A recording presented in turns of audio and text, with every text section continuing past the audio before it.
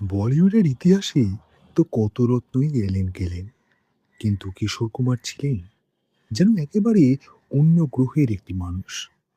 Just প্রেডিক্টই করা যেত না যে তিনি কখন কি করে বসবেন। তার গান যেমন আমাদের বুঁদ করে রাখে, তার জীবনের গল্পগুলো শুনলেও কিন্তু পেটে আপনার হাসি ধরে রাখতে পারবেন না। আজ তেমনই এক মাথা খারাপ করা মজার গল্প বলি শুনুন। ঘটনাটা 1958 সালের। দিল্লি কা ঠগ ছবির একটা গান রেকর্ড হবে মুম্বাইয়ের তারদেওর এক ফেমাস স্টুডিওতে।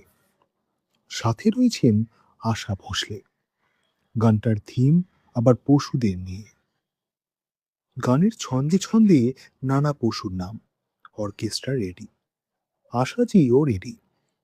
কিশোরদা একদম নিজের চেনা মেজাজের হিট করতে তৈরি। ঠিক তখনই ঘটে গেল কেলেঙ্কারি। প্রযোজক SD নারাং স্টুডিওতে ঢুকতেই কিশোরদার গান থামিয়ে দিয়ে বললেন, নারাং সাহেব, আমি তো গান গাইব, কিন্তু তার আগে স্টুডিওতে একটা আস্ত গাধা নিয়ে আসতে হবে। কিন্তু সবাই তো ভেবেছে কিশোরদা স্বভাবসিদ্ধ রসিকতা করছেন, কিন্তু না, কিশোরদা তো বান্দা বানারসি।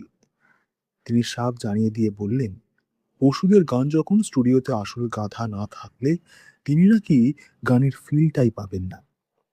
নারায়ণ সাহেব বোঝানোর চেষ্টা করলেন, ভাই, স্টুডিওতে গাধা পাবো কোথায়? তিনি কিশোরদা সোজা জানিয়ে দিলেন, গাধা না এলে তিনি গাইবেনই না।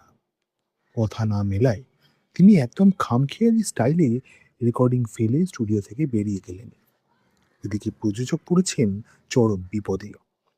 গান রেকর্ড না করলে তার বিশাল বড় লস হয়ে যাবে, আর কিশোর কুমারকে ছাড়া এই গানও হবে না। অবশেষে কি আর করা, প্রযোজক মশাই সত্যি সত্যি গাধার খোঁজে বের হলেন। বেশ কিছুক্ষণ পর তিনি স্টুডিওতে একটি গাধা টেনে নিয়ে এলেন। স্টুডিওর টেকনিশিয়ান থেকে মিউজিশিয়ান সবাই তো হেসে খুন।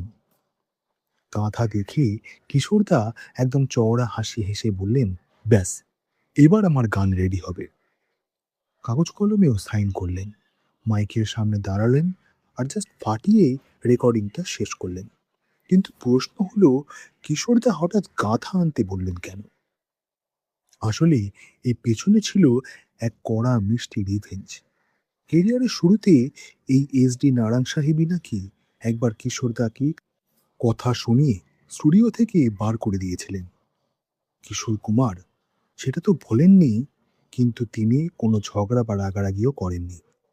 বছর পাঁচেক পর যখন সুযোগ পেলেন, নিজের চেনা খামখেয়ালি স্টাইলে এমন এক দাবাড়ালি দিলেন যে প্রযোজক মশাইকে শেষমেশ গাধা পর্যন্ত খুঁজে আনতে হলো। সবচেয়ে মজার বিষয় হলো, এত ড্রামার পর তৈরি হওয়া সেই গানটি কিন্তু মুক্তির পরেই সুপার ডুপার হিট হয়েছিল। আরাধনা কিংবা অমর প্রেমের আবেগ দিয়ে যিনি মানুষকে কাঁদাতে পারতেন, তিনিই আবার স্টুডিওয় গম্ভীর পরিবেশকে ফুটিয়ে তুলতেন হাসি হাটে। কিশোর কুমার শুধু একজন শিল্পী ছিলেন না, তিনি ছিলেন একটা আস্ত আনন্দ মেলা। সত্যি, কিশোর কুমার কখন কি করবেন তা কেউ জানতো না, কিন্তু আজও তার গল্প শুনলে মুখে কিন্তু আপনার একগাল হাসি ফুটে উঠবেই।